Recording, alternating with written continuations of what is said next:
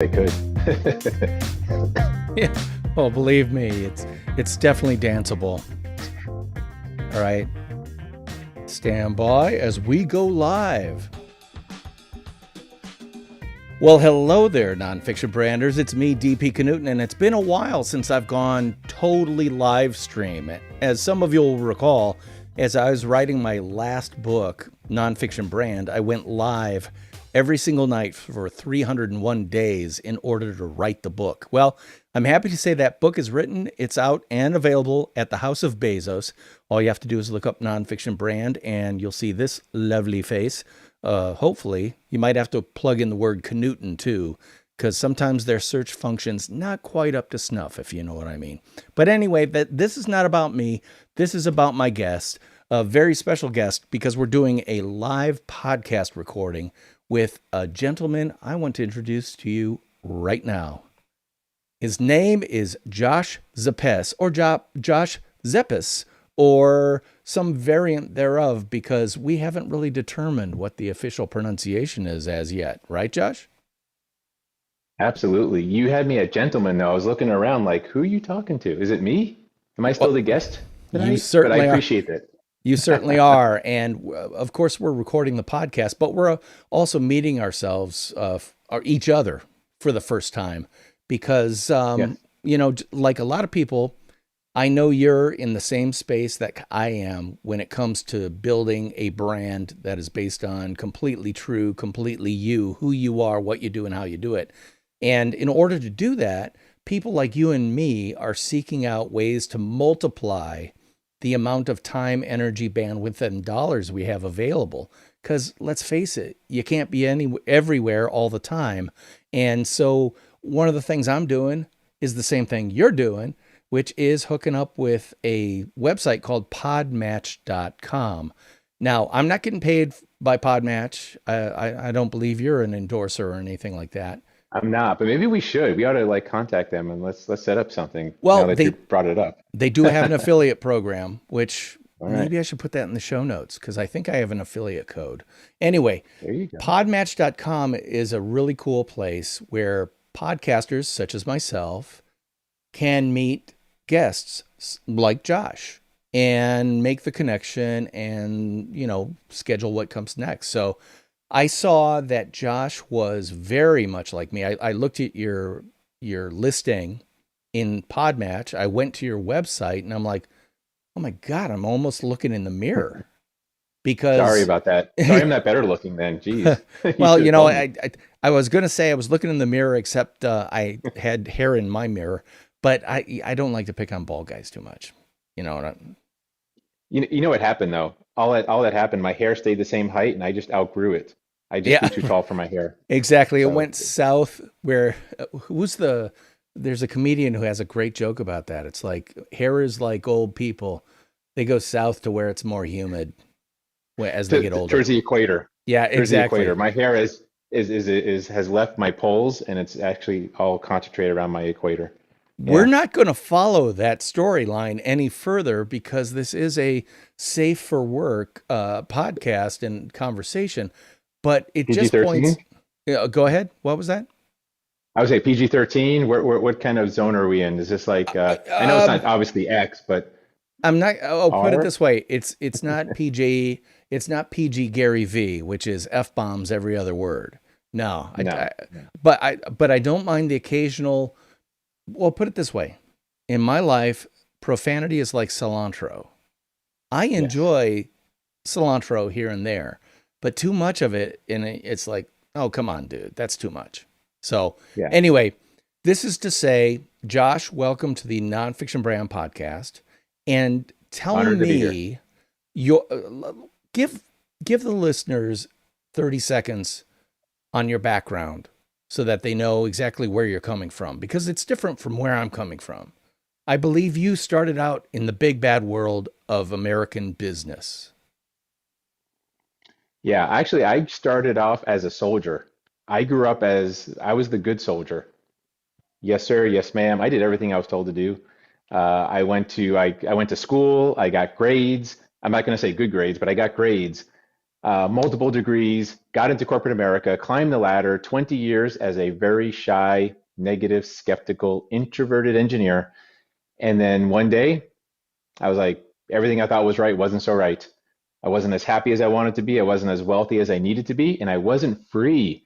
And let me tell you something, that's my favorite F word now. Now, all right, back then it was a different favorite F word. And because we are keeping this kind of, so I'm not going to say it. Y'all can guess it. But I had to get out. I had to escape, and I did. And that's when I became an entrepreneur and all kinds of different businesses. And then one day I'm like, holy crap, I'm making money, but time out. What am I really good at? What is my genius? What is my expertise? And can I take all these things and can I bring value to the world in a monetizable way? And that's what I do now. That's where Identity Archeologist was born. And here I am helping people craft that message. Oh man. Anybody who's been a listener of the Nonfiction Brand podcast for any period of time is going to recognize a bunch of trigger words in what Josh just said. I'm an introvert. I followed the rules. I worked 9 to 5. I did everything I was told. I did it all right. And it took you a couple decades with to figure out what took me 3 decades, which was this is BS. This is not, I'm Yeah. not fully present in my own life.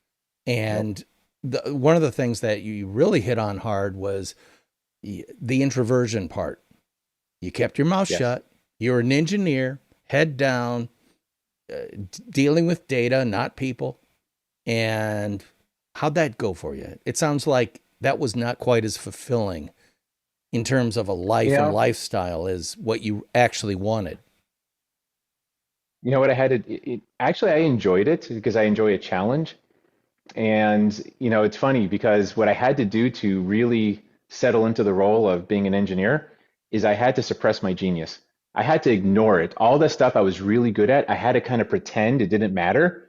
And I had to play this role. And I played it well. Let me tell you, at the end of my career, I was multi six figure. I was a manager, stock options, parking space. I mean, like, if anyone else looked at me, they would have said, holy crap, man, Josh is a success. He's doing awesome. Man, I want to be like Josh. I was the success story for my company. I received 10 promotions in the course of 20 years. I was that person that started at the very bottom of the ladder in this company, and I worked my way up to middle upper management. Like everything was great. But you know what happens? It's kind of the best way to describe it. I just watched it again the other day, The Matrix. You start seeing the glitches in the Matrix and the code, and you can't unsee it. You can't ignore it anymore. You can't pretend that it's all going to work out, that everything's just going to be okay. And you have to do something about it. Otherwise, you can't sleep at night. That's what happened to me. I got a wake up call. I got a few wake up calls, but I got a big one. And I was like, that's it. I've got to get out. I've got to find a different way. It's almost like you know too much, right? When you know too much, you just can't sit still. You can't sit in the corporate cubicle in the cubicle farm and expect that life is going to work out the way you were told. So I really had no choice. Oh my God, does that sound familiar? It does to me because that line that I actually wrote it down because it was like it hit me in the face like a 2x4. I had to suppress my genius. Hmm. How many people are living a life where they're suppressing not only their genius, but their humanity, their sensibility, Yeah. their kindness, even? I mean, there are people in Yes. jobs where you're walking in selling a garbage product and you like the people you're trying to sell it to. And in your heart of heart, you're going, God, I don't want to sell this crap to them. But you do it anyway because what else am I going to do? Well, I think you hinted on some of that, which was Hmm. you did a little bit of digging, and it's interesting that your kind of professional de guerre is the identity archaeologist. That implies to me that you do a fair amount of digging. Can you give us an example of what you mean by being the identity archaeologist, specifically when it comes to you and how you discovered the incredible ruins that are now flourishing under the name Josh Zepess or Zepess? Or either one is fine. By the way, I don't know how it's properly pronounced. That's just how I say it. I say Zeppes, but Zepess. whatever. So yeah, everyone always asks me the same question, like, what does the identity archaeologist mean? Well, first and foremost, to be honest, it's going to sound weird. It means I have no competition. Now, that's kind of cool in business, right? To not have any competition. But also, I didn't just come up with this name because it sounded cool. It actually is how I take my genius and I apply it to a commodity called personal branding. So my process is I dig deep into a person. I dig through all that crap conditioning, all that BS. I'm going to be nice here. All that BS we were told about, oh, honey, there's no money in that. Or, hey, just obey, just follow the rules and it'll all work out. Keep your head down. Don't stick it up. Otherwise, it's going to get chopped off. All that crap I have to dig through and we find your treasure. And when I find that treasure, we bring it to the surface, right? We dust off all that caked on, baked on crap that you were told it's not true, doesn't serve you. And then we polish it and we refine it until your treasure shines so freaking bright. People come from thousands of miles to come see it. And that treasure, by the way, is your identity, it's your purpose, your mission, your values, your stand. It's everything that makes you unique in business. In fact, it's the only thing. I'm going to say something very brave here, and I could back it up if you want. The only unique thing about your business is you. Everything else is commoditized. Do you see why I wanted to talk to Josh? Everything you just said is what this podcast is all about and what I've been saying for years, because Yep. I, like you, did everything for other people following their ladder or pathway or journey or whatever you want. And I decided that did not serve me well. And in my case, and we've talked about it on this podcast a number of times, I got hit in the head with a baseball bat called redundancy a couple of times. Mm-hmm. And during Ooh, what that I hurt. like to call your X years, the ones where you're experienced, you're an expert, you're expensive, and therefore expendable. Because if you Ooh, don't I own like it, that. it's not yours. Yeah, well, That's real good. I know we belong to the same religion here, because everything you're Yeah. saying, I'm going, testify, brother. And I sense that we share a lot of the same thing, and especially the part where you're talking about the archaeology. Funny, the active metaphor I use when describing that process is mining, where it's all about defining, mining, refining, and defining, et cetera, et cetera. And I talk about gathering the grains of gold, smelting it into Yeah. a beautiful piece of gold, and then acting as a jeweler to turn it into a piece of presentation jewelry you wear every single day with pride, because it is completely true and completely yours. And exactly what you said, which is there is only one thing that you have that nobody else does, and that is your voice. Yeah. And I think we both would apply that to the word brand, because brand means a whole lot more. In fact, I want to ask you, from your point of view, what constitutes a brand, specifically a personal Mhm. brand? Great question.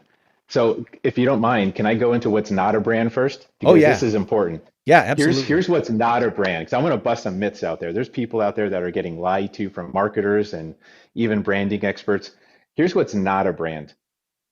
Your name, your logo, your website, your 500 business cards, which what the hell is this, 1982? Who the hell has business cards? Your personality, your good looks, thank goodness for me, uh, your title, all those things are really by themselves not a brand. Here's what a brand really is. Your personal brand is the gut feeling, not the analytical feeling like, oh, I think this is a good person. I think they can do a good job for me. It's that gut feeling someone gets the moment you walk into a room, the moment they see your business. It's what you say. It's a lot of what you say, but it's mostly what you don't say. In fact, it's really the energy that's behind your clarity, your confidence, and your conviction, the three C's. There's actually like five C's, but we'll go with those three. That's really what your brand is. And by the way, that's the first sale that's got to be made. If somebody doesn't buy you first, they're not going to touch your product or service. That's the Oh, funny part. Not even funny, that's the amen. sad part. No, amen, brother. That is exactly right. I mean, I can't disagree with anything you've said, because, again, I start out all my presentations with let's get on the same page about brand. It's not your Yeah. logo. It's not your color palette. Yeah. It's not your fonts. It's not your No, tagline. It's exactly. not the No. campaign you did. And when I'm talking to No. small businesses, I'll say it's everything from the way you answer your phones to your CEO's public behavior. And I give some examples of that. But you're absolutely right, because especially the point, which is, and I think the great Bill Berg came up with the formulation that everybody comes out with, which is people need to know, like, and trust you. And Hmm. that is core. If you can say the reason Yes. people know, like, and trust me is you now have the foundation for your personal brand. So if I were to force you right now, Josh, to say, Josh, why do people know, like, and trust you? What would you say? That's a good one, actually. One quick point though on that before I don't want to forget this. Know, like, and trust. There's one caveat to that. It's got to be in that order. They don't teach you this part in school. They just say, oh, know, like, and trust. But what happens is when I go networking and I meet people, they're all on the trust side. They forget about the know and they forget about the like. They just go right to talking about their products and how great their service is and how great, all the alphabet soup behind their name. So make sure it's in that order. That is absolutely key. So why do people know, like, and trust me? Honestly, you really got to ask them. But here's what I'll say. Everything I share, everything on social media, everything I do for my clients, everything is just me. It's authentic. I don't, there's no facade here anymore. I've suppressed my ego a long time ago. I'm not perfect about it, of course. I'm human, but wear, I no longer have two lives. Most people have two lives. They have a professional life and they have a personal life, and they're different. And I don't think they should be. In fact, people say, Josh, are you trying to blur the lines between personal and business? I'm like, no, I'm trying to fricking annihilate those lines. We need to get rid of them completely. Look, if you're two different people, personal versus business, which one is the lie? Because one of them is lying. Who are you lying to? You lying to your family or are you lying to your clients? I don't even care which one. It's wrong.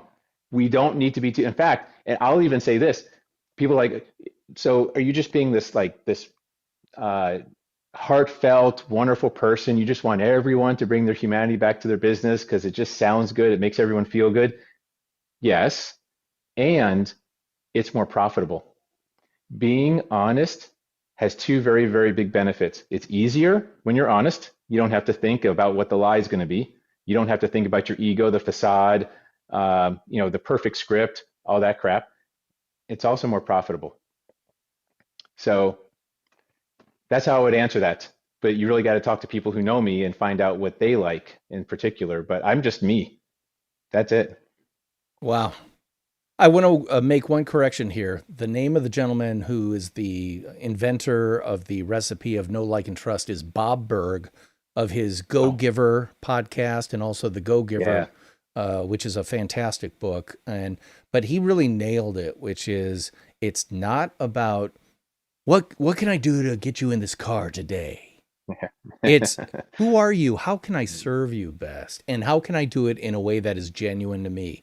Because I'm sure you see this all the time, that there are a lot of personal brands out there that have Hmm. millions of followers and they're constantly pumping out beauty shots of them. And if you're male, it's leaning up against a Maserati that has fat stacks of cash on it. If you're female, you're undoubtedly in a diaphanous uh, some Like type a, of wrap in the yeah, sunset in Belize on a beach, and you go, these are not it's not real. personal brands. They are fictions. They are as fictional as the anime characters or the animated characters in any film.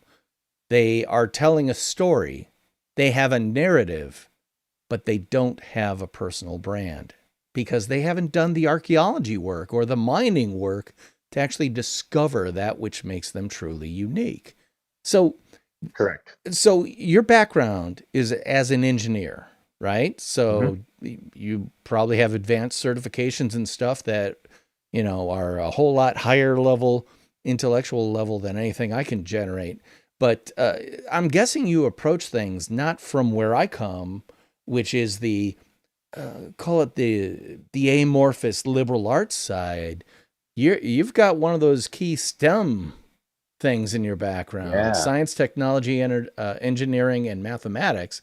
I'm guessing you approach things a little bit differently and perhaps with a little bit more rigor than someone like myself. Does that resonate with you? Yeah. Yeah. 100%. I'm an excavator. I have the tools. I'm a very precise excavator. And what a lot of folks don't realize, and it kind of throws them off when I say this, but we all have the right answers for anything. We have the right answers. What we don't do is we don't ask the right questions. So if you don't ask the right question, you're never going to get the right answer. It doesn't matter. So what it helps is to have someone go and dig and ask those right questions and bring the stuff to the surface. And I'm relentless. I will find your gold. I will find that treasure. I will find those diamonds. Whatever we need to find, we're going to pull it out. And a lot of times my clients are surprised. They're surprised at what comes out. They're like, holy shit. Oh, excuse me. Oh, Crap. you're fine. I've always You're wanted, fine. I always wanted to say this. You know, one of my favorite questions, what do you really want to tell the world? Unfiltered. I don't care if you need to use profanity or not. That's besides the point. What do you really want to say without filtering, without sugarcoating it? Let's start there because that's often the truth. You know, this is what people want to say. They want to say something and they hold themselves back. And by doing that, they actually usurp their own power. They take away their own, they become impotent to what other people are going to think about me. You know, it's funny. I hear this, what are the people going to think about me, Josh, if I say that? I'm like, look, you'd be lucky if someone ever thinks about you again. What do you mean? What are the number one killer in business? Grant Cardone says this. The number one killer in business is obscurity. And I had the number two killer in business is being forgotten. Look, you want people to think about you. Don't worry about that. That's actually a good thing. If you're being honest, if you're coming from a place of good intentions, you're not just trying to be a jerk for the sake of being a jerk, but you really have good intentions, say what you really mean. And it will change your conversations forever. Oh man, you're quoting Grant Cardone. I'm going to quote the great playwright George Bernard Shaw. In one of his plays, he says, "The opposite of love is not hate, my dear friend. No. It's indifference." And his point is that if people hate you, that means you've got enough meat about you that there's something to hate, which also Yeah. means that there are people who love you. Yes. It's the ones who are indifferent. And, I've got three daughters who are now all in college, but, watching them grow up, they were always concerned about what their friends thought about them. And I would have to remind them and say, do you know how much time you're spent thinking about you? Or let me say that again. Do you know how much time your friends spent thinking about you today? Not at all. Zero. Zero. You were Zero. concerned about what they were thinking. They were not thinking about you at all. And that's true of every single business out there. Why should Yep. they be thinking about you? They aren't thinking about you. They're thinking about things you might be able to offer them, because it's the old marketing saying that people don't need a drill. They need holes. People That's right. go out to buy holes. So if you're selling drills and people are buying holes, you're not even talking their language, much less Yep. they aren't thinking I need a drill. They're thinking I need someone who can help me make a hole in my wall that will support this precious family heirloom, and I don't want to screw it up. So I need someone I trust to guide me to the right solution, and bingo. Know, like, and trust. If you can become that Yep. person, you are now valuable to them.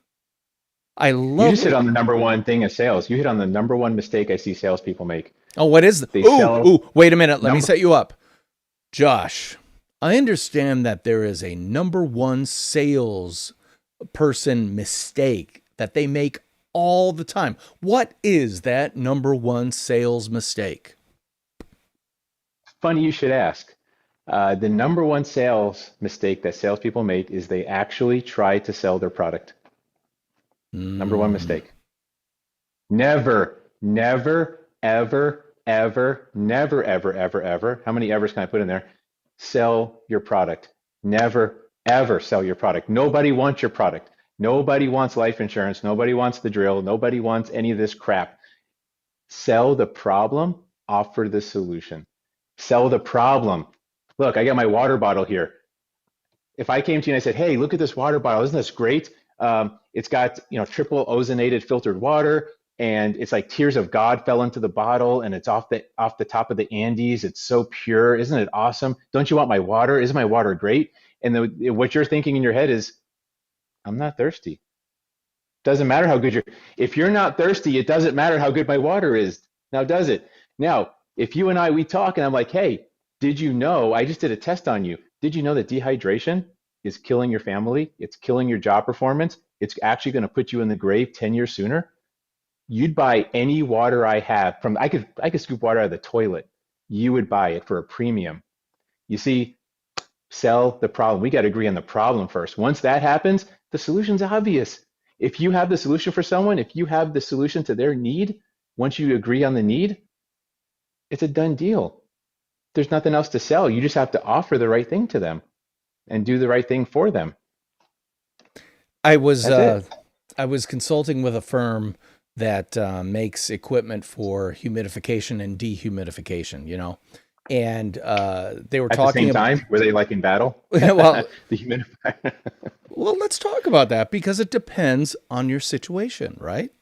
So they were making fun of this one sales guy who's like been there forever, and they made fun by introducing him as the guy who sold a truckload of humidifiers in Atlanta, Georgia, and everybody laughs. And I went, "That's not funny. That's actually pretty smart." This guy did the South Georgia or the Central Georgia equivalent of selling ice to Eskimos. He went to Yeah. the most humid part of the country and sold humidifiers. Why? How? That's the question I want to find out. Why? How did you do that?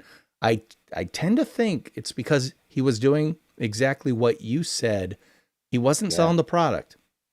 He Mm-mm. was listening, finding people who needed a solution that he could solve brilliantly, and then said, "Hey, your problem is you don't have the right humidity for what you need to do.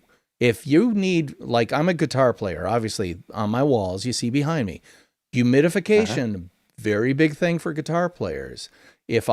If someone came to me and said, I can guarantee that every room in your house will have 55% humidity, regardless of what's happening outside, I'd start leaning in saying, tell me more. Because Mm. guitars at 30% humidity start cracking. At 55, they retain their tone and you don't have to tune them as often, you name it. Yeah. That would require someone listening to me and what my needs are. And one of the things that I think I've mentioned it on this podcast before, one of the strengths that I discovered over my career was I would listen to hear what they said they wanted, but I would listen so deeply, I would hear what they needed. Want and Uh-huh. need are two different Yes. things. And Very people will much. sell you what you want any day of the week. Like, I'll buy that bottle of water. I'm not thirsty, but I want it. Okay, great. But if you come Yeah. to me with a need and you fulfill my need, that's right on that know, like, and trust trail. And, that's how we create relationships. Because from my point of view, I think you're probably going to violently agree with me. Branding's sole function, well, there are two. One, to differentiate yourself from others who are exactly Yep. like you, or so Yep. people think, and Right. with the goal of creating a relationship that could last a lifetime of transactions. Correct. I see you nodding your Branding is a head. first impression. Branding is just a first impression. And first impressions are so important because if you do a first impression right, it actually leads to the second impression, which is where you get to share your product, the details, and actually develop the relationship further and maybe even get a client. Or maybe it's the third or fourth or fifth. But if you F off, screw up the first impression, you're done. The relationship is over. You shot a blank in business. And that's where most people do. Most people They just totally burn their first impression. And it's awful because they really do have good value. They really can help a person, and that person will never give them the time of day now. So I agree with you. You're 100% right. Well, and the funny thing is, because I know one of the key pillars of your endeavors when it comes to helping people is getting them to understand the power of first impression. I Mm, use slightly different language for the same thing, which yep. is I talk about dating. Your first Oh date. yeah. The goal Yep. of a first date is what? To get a second date. That's And the it. second date to get a third, and the third a fourth to build that relationship. And you don't talk about how you spend 12 hours a day in your parents' basement playing Xbox games on your first date because you won't get a second date. But if they find out that you've got a heart of gold and you're really smart and you're fun and you enjoy music, and the only reason you spend 12 hours a day in your parents' basement playing Xbox games is because you don't have someone that could pull you out of that dark morass to help you be a better person. Oh my God, did I just set up this guy for incredible success? Yeah, Or I DP, did. worse yet.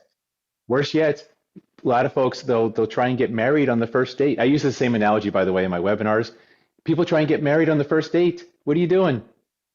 Don't ask for marriage on the first date, which, by the way, marriage is a contract.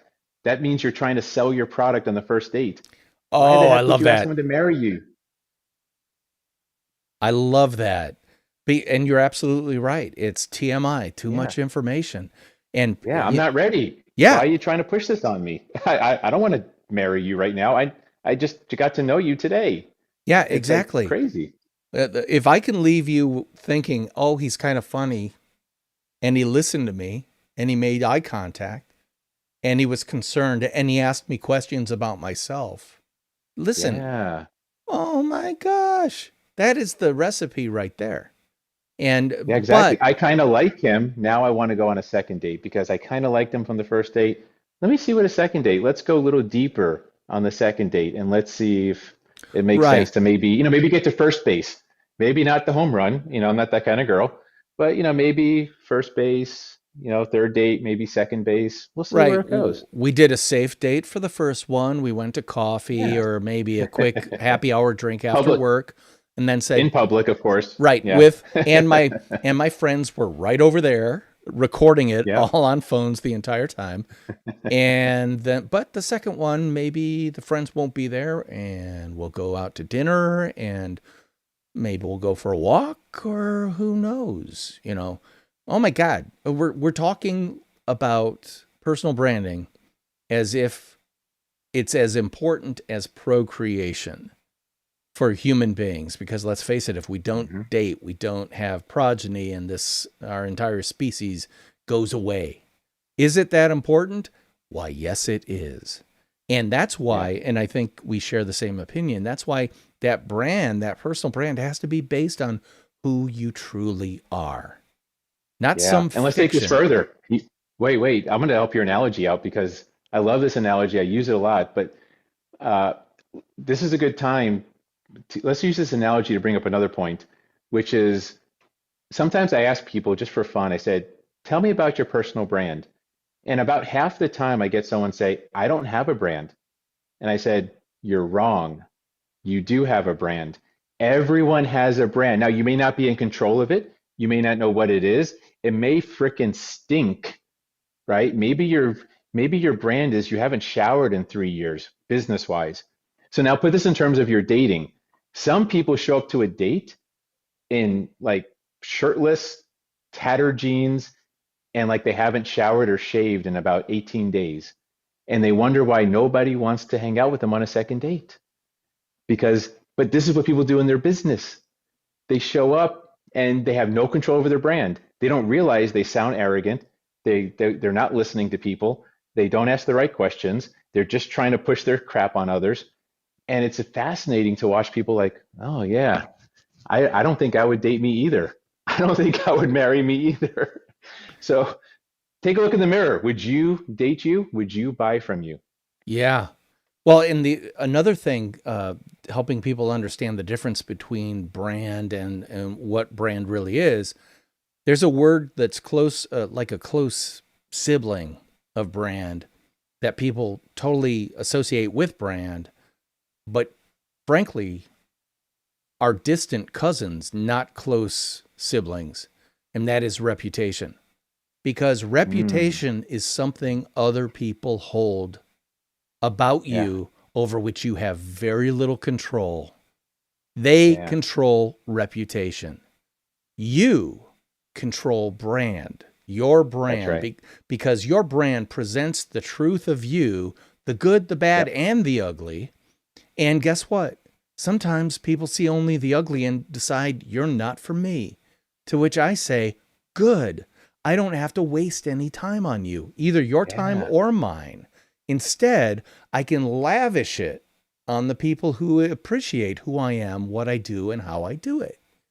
That in obviously, I'm a little older than you, I think, Josh. You can see it by the Not by much. Come on, I got the white. oh, It's come on, kind of come hard on. to see. I The Santa, I could put it this way.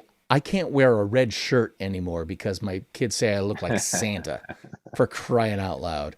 And all but right. but my point is that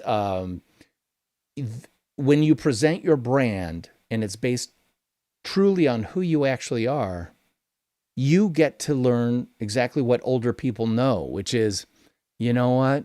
There's a whole lot of humanity I just don't have time for anymore. I just That's don't have right. time for someone who's going to question every invoice I send them. I'm going to say that again and do some edits for the podcast. I don't have Yeah. time for people who question every invoice I send them. I don't have time for someone who wants to second guess every decision that we've agreed upon and then come back and change it again. I'm not, I don't have time for people who don't respect me. Well, if they don't respect me, why would I want to spend any time with them? That's right. Because I am, older people are confident because they've had the fear burnt out of them. It's like, no, I've been through the wars, man. I know how this rolls. You're a waste of time. You're a drama queen. You're a toxic boss. I, you know, Yeah. they're the people who walk in, spend a week at a job and go, not for me. And the funny thing is, the young generation that's coming up now, I think they have a level of wisdom that far exceeds the generations that precede them. Yeah. And And I think they that's, have to. yeah, well, they have to. Yeah, absolutely. Have to. And that's what pisses off the boomer generations and the Gen Xers and stuff like that. It's like, wait a minute. I spent decades taking crap from everybody, and these people think you don't take crap and you go do van life around the world and you remote work from Bali? You can't do that. And they go, yeah, I just did. Yeah, I just did it. Sorry. Yeah. Yeah, it's What you're talking amazing. about is you're talking about valuing yourself. And the cool thing is no one is going to place value on you until you value yourself. And that's actually part of what a brand is as well. It's really our self-worth expressed. It's how we see ourselves. Do we feel worthy? And if we don't, it's going to come out poorly in our brand. If we feel worthy, that's truly our brand is a reflection of our self-worth. Simplest way to put it. And no Dude, one likes to hear that, but sorry. Josh, I got to tell you, I have a slide in my presentations. Brand equals value plus values. I mean, All dude, right, that works. I, I haven't seen any of your stuff, just so you know. I I haven't, I I don't, know, I know, and I haven't seen any of your stuff, but it's and obviously, personal branding. The idea for personal branding was my first exposure to it was in Tom Peters' article in Fast Company magazine in 1997. It goes all the way back there, where he had a nice, article called "The Brand Called You." Look it up on fastcompany.com. Just type in "The Brand cool. Called You." You can still read the article where he planted this idea, or he was the first one to popularize the idea of branding yourself via the tools and techniques of packaged goods branding. And obviously we're talking about some of the more psychological aspects and the personal development aspects of it. But his whole point of you got to package yourself so people can Hmm. understand who you are, what you do, and how you do it, how you're different than other people. And so Yes, consequently, take a look at the world of packaged goods. Why is Coke red, white, and Pepsi blue, red, and white, and prominently blue? Well, because they're the same damn thing. Sweet brown bubbly water with a slight flavor profile difference. Well, no, they're not. They're completely different to the point that someone like me won't drink Pepsi, but It's will like always religion, seek isn't it? out the red and white, you know? Yeah. Anyway, but it's amazing how we're on the same page. And we're getting kind of to the end of this. And by the way, podcast listeners, because I'm doing this live stream podcasting now, I'm changing up the format of the show, at least for the ones where I definitely get to live stream them. Instead of doing two separate 30-minute episodes, I'm going to do one extended episode with the person, and Josh is the first victim of this new regime. And there's a reason for it. One, this will be episode probably 178. I've been doing this for 3 years. It's now going into the 4th year. I need to freshen it up for myself. Now, if you like the old style, get in touch with me at dp@nonfictionbrand.com and register your complaints. I'm happy to take them, especially if you tell me what you want to hear more of. But until I get enough of that input, I'm sticking with this format and saying, Josh, I love having this extended conversation because it allows us to go deeper into what we appear to be so passionate about. Again, Although to be honest, I feel like we just barely scratched the surface, though. Oh, we have. There is so much more. Well, maybe that's where you and I should start a podcast together that comes out, I don't know, every couple of weeks or once a month or something, to talk about this in more depth, because I agree with you. The people who are truly achieving success with their personal brands don't even know they're personally branding themselves. They are just being themselves in a way that people understand and can communicate to their friends who might need it. And in the book, Nonfiction Brand, my latest book, I tell the story of our family handyman. His name's Mark Williamson. I see him not very often, but he does a lot of work in our neighborhood. I'm out walking my dogs. I see his wrapped van, his vinyl wrapped van. And I go, oh yeah, that's Mark. He's a good guy. And then I'm walking the dogs going, you know what? We need to replace the back deck. We get back home and I go, hey, Elizabeth, guess what? We should have Mark come maybe bid on the deck. I mean, just to get a ballpark. Just a ballpark. How much does it cost? And then boom, 4 weeks later, the deck is done because I know exactly who he is, what he does, and how he does it. I respect him. Right. And by the way, my competitive bid process was, because I'm kind of a dad, we had to have at least someone else come out and bid. The people who came out bid about $750 lower than him. I'm like, no, I'll pay more from him. Not worth it. Yeah. Yeah, exactly. It's not worth it. It's not worth it to go to the lower price provider when I have a brand that I'm fully associated with and who has satisfied me and who I go out and act as an unpaid member of his sales force for. When people in our neighborhood say, do you know of a good handyman? Boom, I'm raising my hand saying, yeah, not only this, but he's great. Let me introduce you guys. I'll introduce you. I'll send you his email. That's how passionate, a brand aficionado can be for a brand that they recognize and appreciate, That's actually a really good point. Let's not gloss over this because a brand will actually earn you a premium. So there's a lot of handymans out there, but there's only one Mark. There's only one of him. And when you bring your uniqueness, your brand to your commodity that you're offering, like handyman or insurance or whatever, you can now charge a premium. How awesome is that? Because you're the only one. No, you can't go anywhere else to get Mark the handyman. He doesn't exist in any other handyman or construction company. Oh my God. It's unbelievable. So people are leaving money on the table by not having a brand. They're actually robbing themselves of profit. And that's why I say humanity is more profitable than professional. Oh, amen. And the reason I'm smiling and almost laughing is one of the more popular presentations I give is called Brand versus Commodity. If you're not the Oh, one, gosh. you're the other.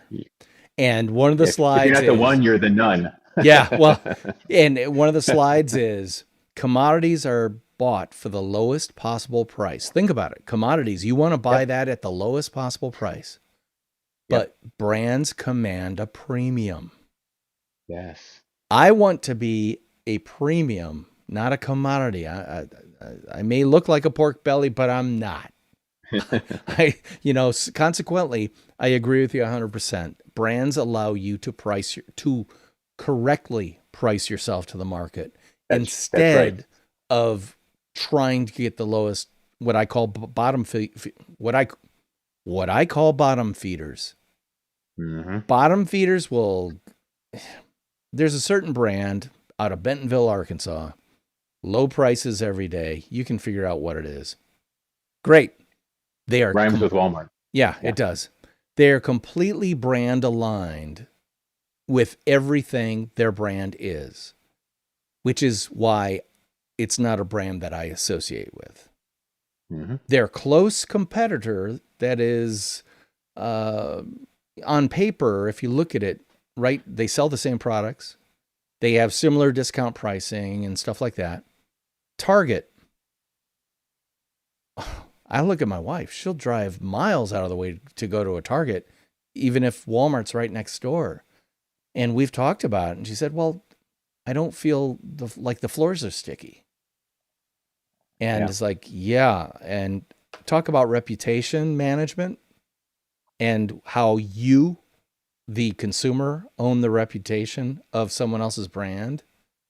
Uh-huh. They can't do much to change that reputation without changing everything their brand stands for, to which they say, we don't want you.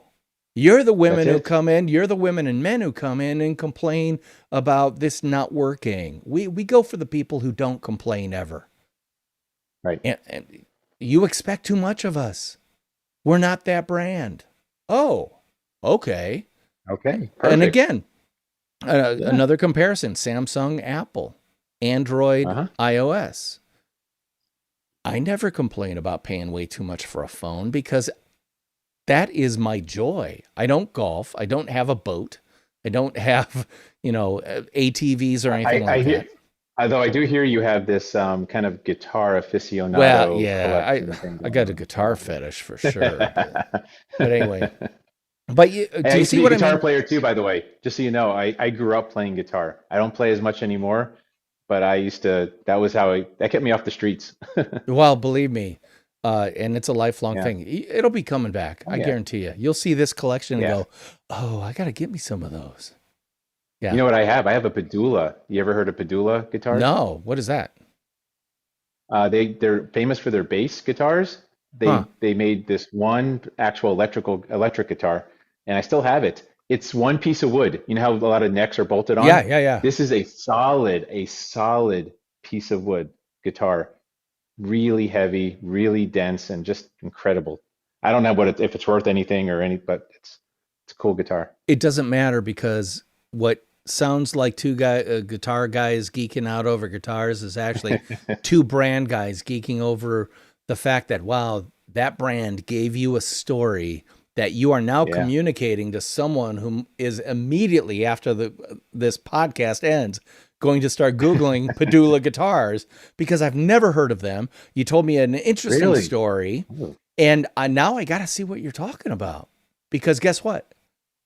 You have become an unpaid sales force member for Padula guitars because that's you it. know their brand and you've taken that brand, or what I like to call, grabbed it by the brand handle, or say it with me, brandle.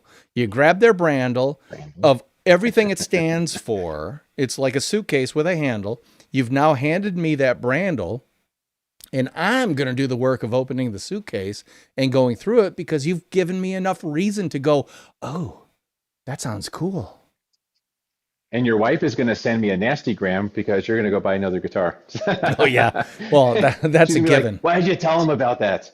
Well, let me tell you that I've got enough guitar cases around here. Half of them are empty, so I can put it in the case. And, All shh, right. don't It'll be tell our her. secret. Don't tell anyone. Yeah, Yes. but that's the power of branding. And let me tell you, it's Yes. been such a treat to talk to you, Josh, because again, we're Likewise. in I don't know, brotherhood agreement on what this is all about because you get it. Not anything you've said has made me feel like, oh, you're trying to sell a webinar or, oh, Hmm. you've come up with some slick system with 10 easy ways to make 100 6 figures, any of that crap. Yeah. Instead, you're, and maybe it's because I'm hearing the truth I've discovered put into different words. I'm just going, testify.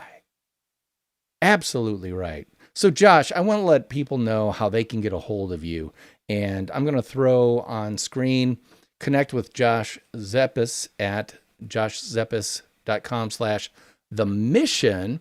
But if you go to just joshzepess.com, you'll be able to connect with Josh in all his areas. But what is the mission? I'm just kind of curious about that. So I wouldn't use that link anymore. However, I will tell you what the mission was. I'll get rid of The it then. mission, oh, that's fine. The mission was I challenged myself to help 100 solopreneurs answer the question, what do you do? The most important business question you're ever going to get asked. I did that it ended up taking me about 60 days to do it. And this is earlier this year. No, yeah, earlier this year. I don't even know what year we're Oh, in. I know. Holy crap. COVID's done that This to is this everybody. is like back in March or whatever. Yeah. So I did that. I helped 100 solopreneurs answer that number one business question.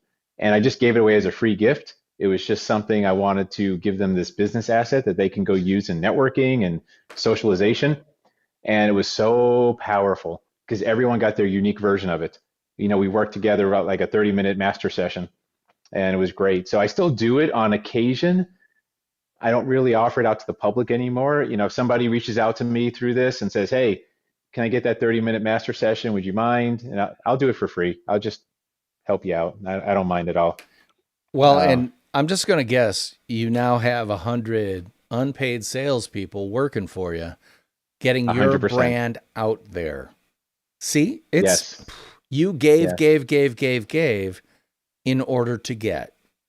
And if that's the only thing listeners of this podcast get out of this episode, that's a good thing. You got to give, give, give, give, give before you can get one thing at all.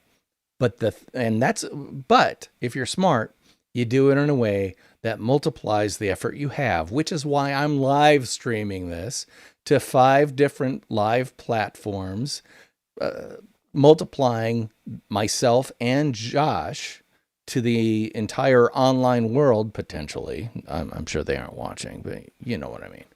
Hey, you But never. that's the benefit of doing stuff like podcasts and live streams and things like that. So, what do you have going on right now, Josh, that people might want to know about?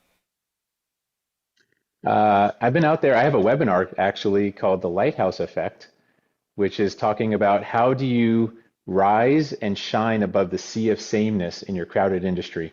How do you really stand out? And I go through some cool things that you can use right away to help you start differentiating yourself in the sea of sameness. So that's out there. You can find that on social media. And I've come up with another new concept that I'm launching tomorrow. Oh my goodness. The pilot group starts tomorrow. I've got people around the world in this pilot group, and it's called Micro Brand Attraction. It's your MBA that actually gets you paid, not the one you spend 100 grand on that you put a plaque on the wall and it takes you 39 years to pay off. Not that MBA. I'm talking Micro Brand Attraction, and it's a 4-week little program where you just get the basic seedling core of your brand and how to articulate it. It's designed for independent contractors, for people like insurance agents, realtors, um, people in network marketing, people that don't need a full brand necessarily, or they're not ready for a full brand, but they just want to get some core piece down and they want to be able to go give a 60-second pitch or an elevator speech or some basic things like that and tell their story. So I'm doing that as just a nice entry point into getting more people into branding because I want more people to understand it, not be afraid of it, understand it's not the same thing as marketing, which is another discussion we need to have, how branding, marketing, and sales are 3 very, very, very distant things in the client acquisition process, even though everyone thinks marketing is everything. So that's what I got going on. Yeah, well, and you can check out all of it at joshzepess.com. Again, I'm going to throw Yep. the URL up on screen just so you can see it. Throw it. I'll catch it. joshzepess.com. I got it. All right. Boom. Okay. Definitely check him out there. Are there any social channels that you're more active on than others? Facebook and LinkedIn are my two favorite. So you'll find I'm the only person with my name, so you're never gonna. There's no confusion. If you see Josh Zepess or you see the Identity Archeologist, it's me. And everything's public, by the way. I don't do any private stuff. Everything is out in the open. You get to see what I really think about politics. You get to see what I think about branding. I hide nothing. You're just getting me. And because I'm a world citizen, I believe in humanity. I want to see people, I want to see everybody do better, because if we don't, we're going to win in life together. We're going to lose in life together. And I don't like to lose. So we only got one direction to go. Amen, brother. I mean, talk about brother from another mother. I got to tell you, Josh, what a treat to meet you. Thanks for being on the Nonfiction Brand podcast. I am encouraging everybody who's listening to this podcast to, by all means, like, subscribe, refer it to others. But can you do me a super solid and review it wherever you get podcasts for free? Because that really helps other people find it. Josh, do you have anything like that you'd like to promote? I do have a podcast coming out very shortly, but I'm going to keep that closer to the vest for now. And then it's going to be celebrating a certain, call it groundbreaking coaches. Sounds very intriguing. I'm sure you can find out more about that at joshzepess.com. You can see it on screen right there. By all means, connect with the dude, because seriously, he's got sincerity dripping off him like fat off a Thanksgiving turkey. And what a treat. What a nice visual. I could smell that. Yeah. That smells so good. Yeah, good.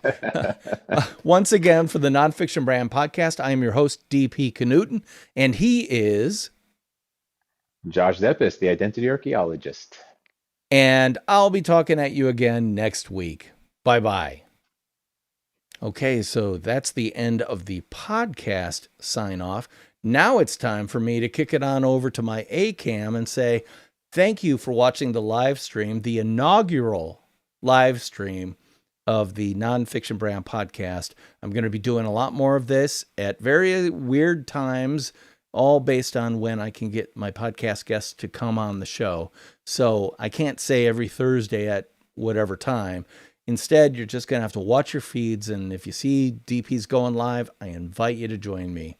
Thanks for watching the Nonfiction Brand podcast live stream. I'll be talking at you